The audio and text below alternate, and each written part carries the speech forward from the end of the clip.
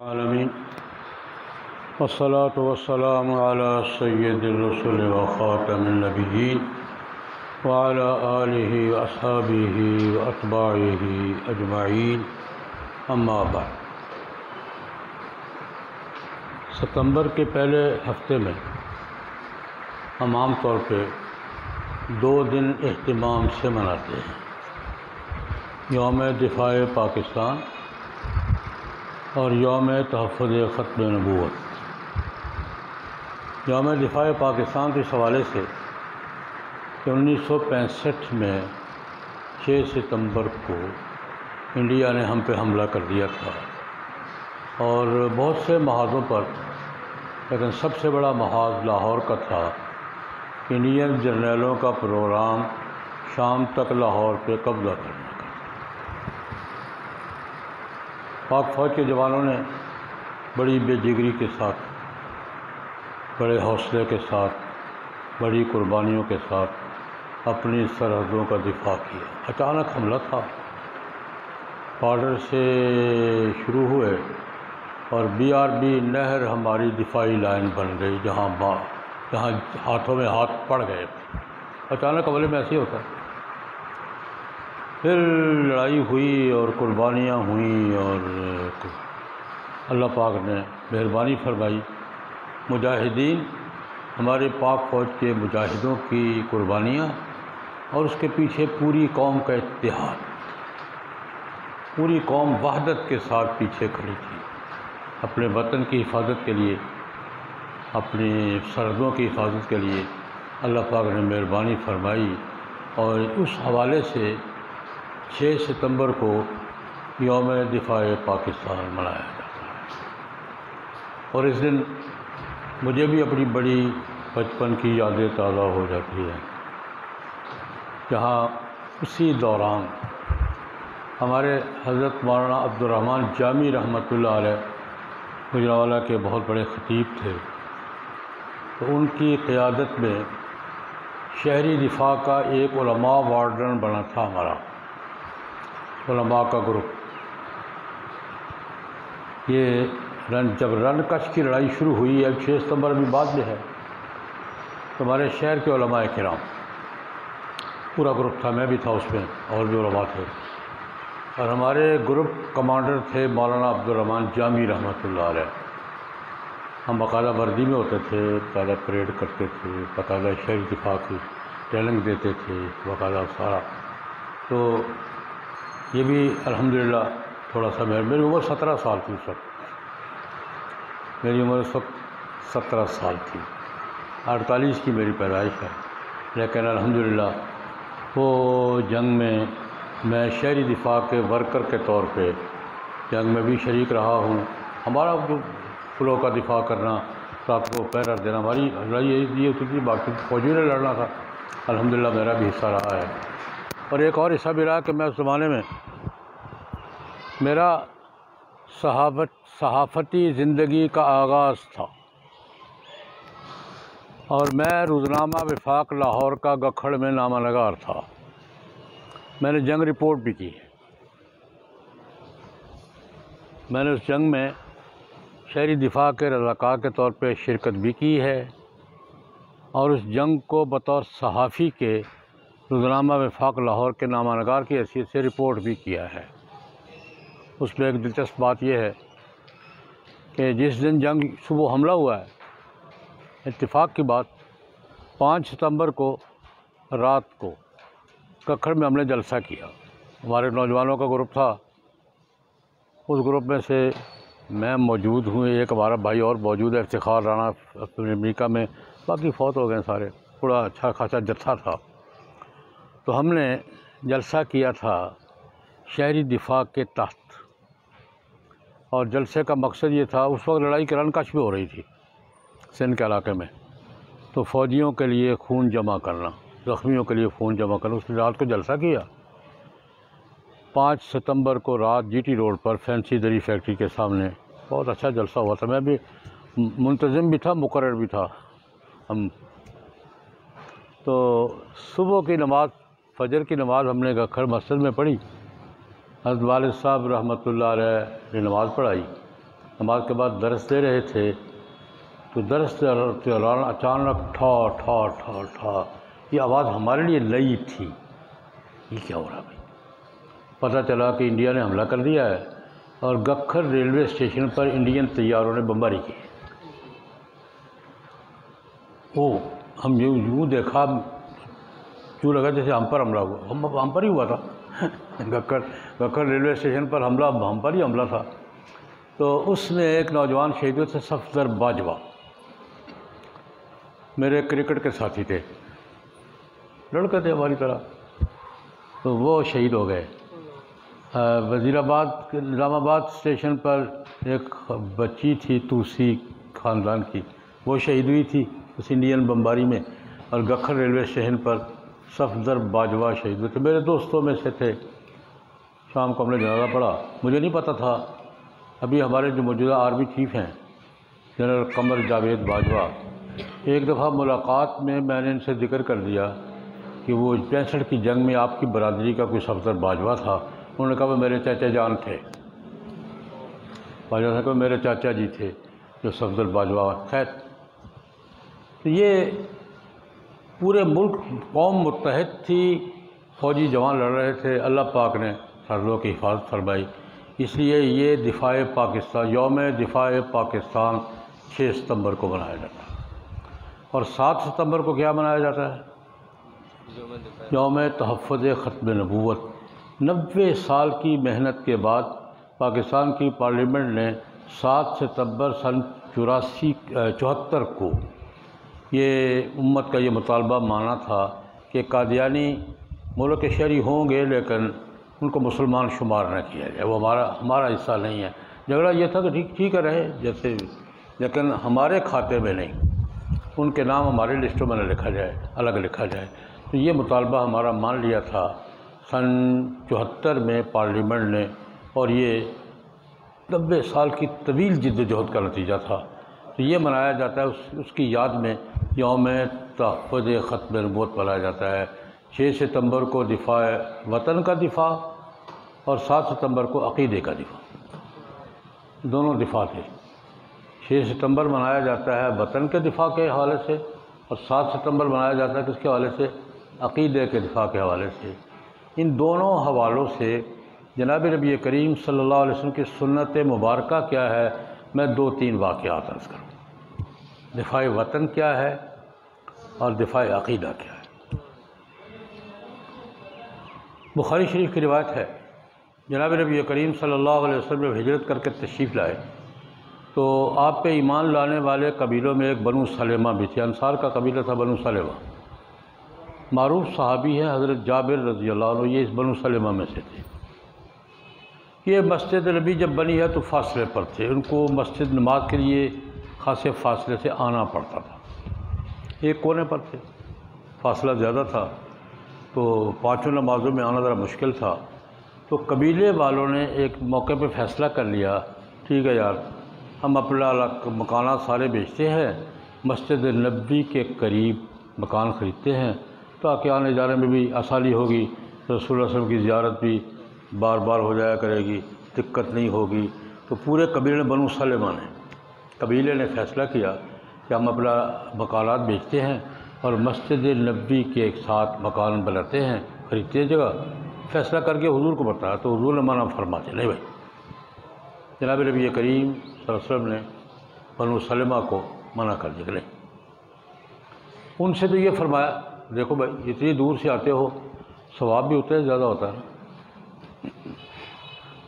میں مسجد میں نماز کے لیے آتے ہو تیاری کر کے، تو نماز کی نیت سے آ رہے ہو تو ہر قدم پہ نیکی ملتی ہے، ہر قدم پہ گناہ معاف ہوتا ہے، ہر قدم پہ ایک درجہ بلند ہوتا ہے، آتے ہوئے بھی اور جاتے ہوئے بھی۔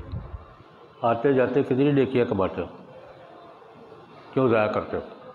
ان کو نہیں، بنو سلمہ سے کہا کہ بھائی نہیں اپنا ثواب ضائع نہ کر، اپنی کوشش ضائع نہ کر، جاؤ دور سے آیا کرو یار، ثواب زیادہ ہوگا۔ یہ ان کو منع کرتے کہ تم نے مکانات نہیں بیچنے، یہی رہنا ہے، اور یہ ثواب اپنا کھاتے میں، تمہارا اکاؤنٹ بڑھتا رہتا روز، تو ان کو یہ ترغیب دی کہ تمہارے ثواب میں کمی نہیں ہونی چاہیے، اپنے ثواب کا خیال کرو، ٹھیک ہے۔ تو ذرا مشقت برداشت کر لیا کرو۔ لیکن محدثین فرماتے ہیں، بخاری کی روایت میں ہے، حضرت جابر کہتے ہیں کہ نبی کریم صلی اللہ علیہ وسلم کی حکمت ایک یہ بھی تھی، کراہیت یعر المدینہ، حضور نے کہا کہ یہ قبیلہ اگر وہاں سے اٹھ کے مسجد کے قریب آ گیا تو وہ علاقہ خالی ہو جائے گا، ہمارا دفاع کمزور پڑ جائے گا۔ کراہیت یعر المدینہ، مدینے کا ایک راستہ خالی نہ چھوڑو یار۔ راستے میں بیٹھے ہیں، دشمن کو آتے ہوئے مزاحمت ہوتی ہے، یہ اگر چلے آئیں گے تو وہ علاقہ کیا ہو جائے گا؟ خالی ہو جائے گا۔ اور حضور نے یہ بھی حکمت بیان کرتے ہیں، کراہیت حضور نے دفاعی نقطہ نظر سے ان کو منع کر دیا کہ نہیں یہ علاقہ خالی نہ کرو، نقصان دہ بات ہوگی۔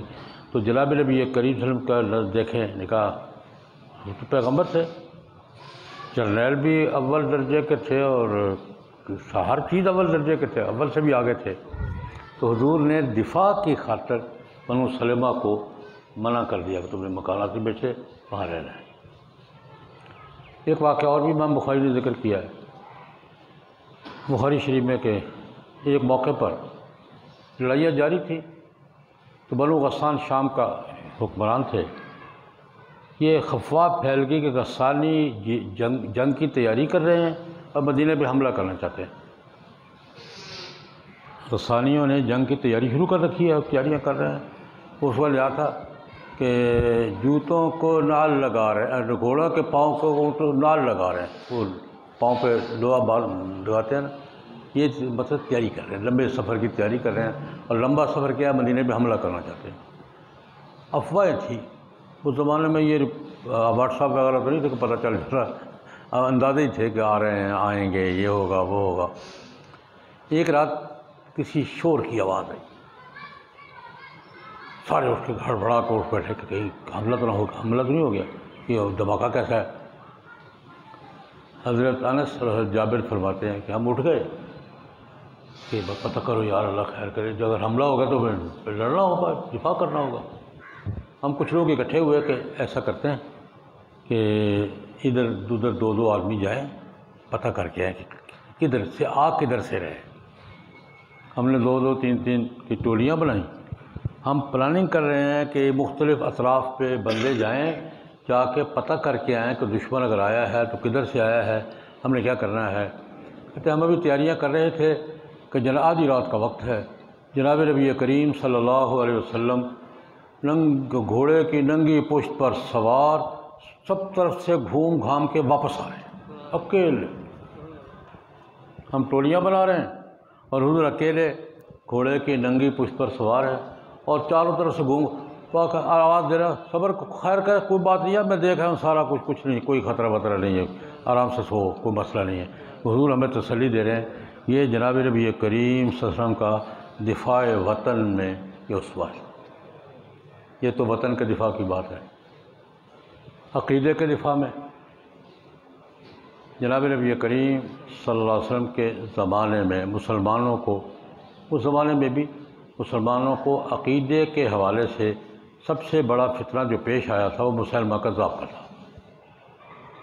مسلمہ کذاب نے نبوت کا دعویٰ کیا تھا اور بڑی چال بازی سے، حضور کے مقابلے پر نہیں، حضور کے ٹائٹل کے ساتھ وہ کلمہ پڑھاتا تھا، پہلے رسول اللہ علیہ وسلم کا، پھر اپنا، حضرت محمد اللہ کے رسول ہیں، میں بھی ہوں۔ یہ دجل تھا، اسی کو دجل کہا۔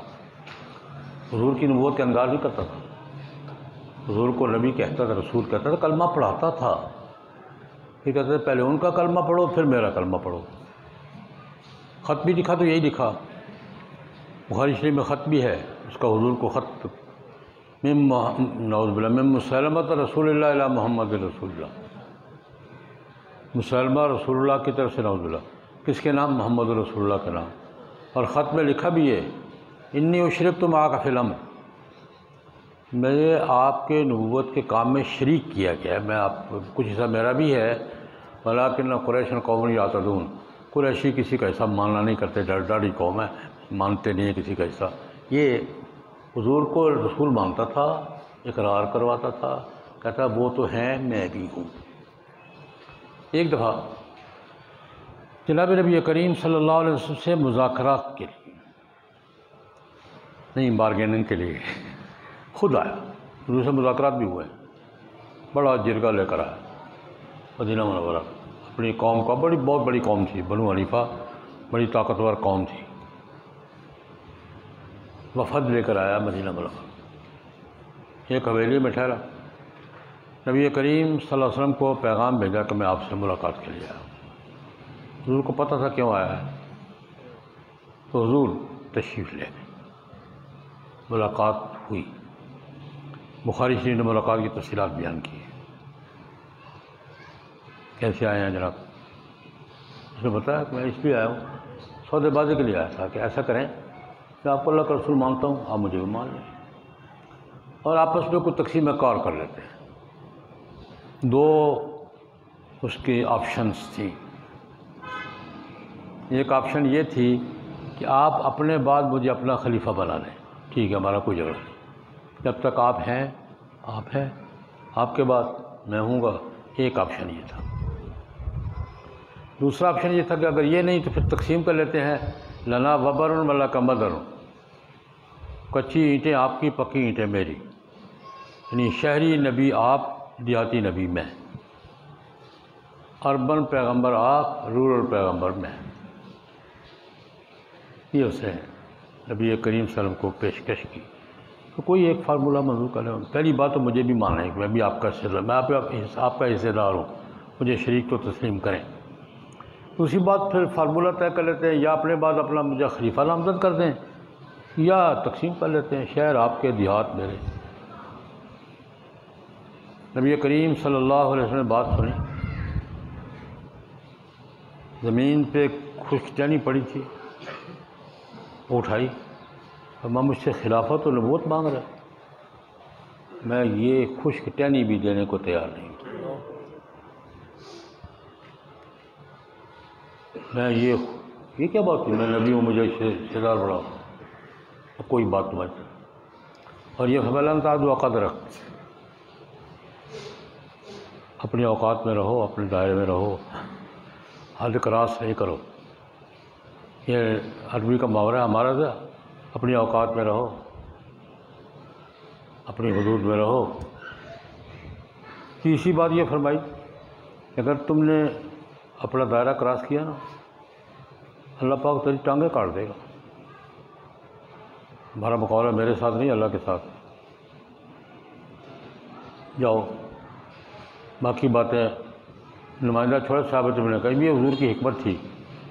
مسلمہ کا بڑا کمال یہ تھا کہ خطیب تھا، بہت بڑا خطیب تھا، اس کو کوئی شک نہیں، اتنا بڑا خطیب تھا کہ جب اس نے لشکر مقابلے پر لایا ہے تو اس کا لشکر 80,000 کا تھا، پہلا لشکر اس کا 80,000 کا تھا، مقابلے پر صدیق اکبر کے زمانے میں مقابلے پر آیا ہے، بہت بڑا خطیب تھا۔ حضور اس سے مذاکرات کے لیے خطیب ہی لے گئے تھے، ثابت بن قیس بن شماس، خطیب الانصار کہلاتے ہیں، خطیب الاسلام کہلاتے ہیں، خطیب رسول اللہ کہلاتے ہیں۔ دو ٹوک بات کی، بھائی کوئی شے نہیں، بھائی اپنی اوقات پہ رہو ورنہ برا حال ہوگا تمہارا، ٹھیک ہے، میں جا رہا ہوں، باقی باتیں اس سے کرو۔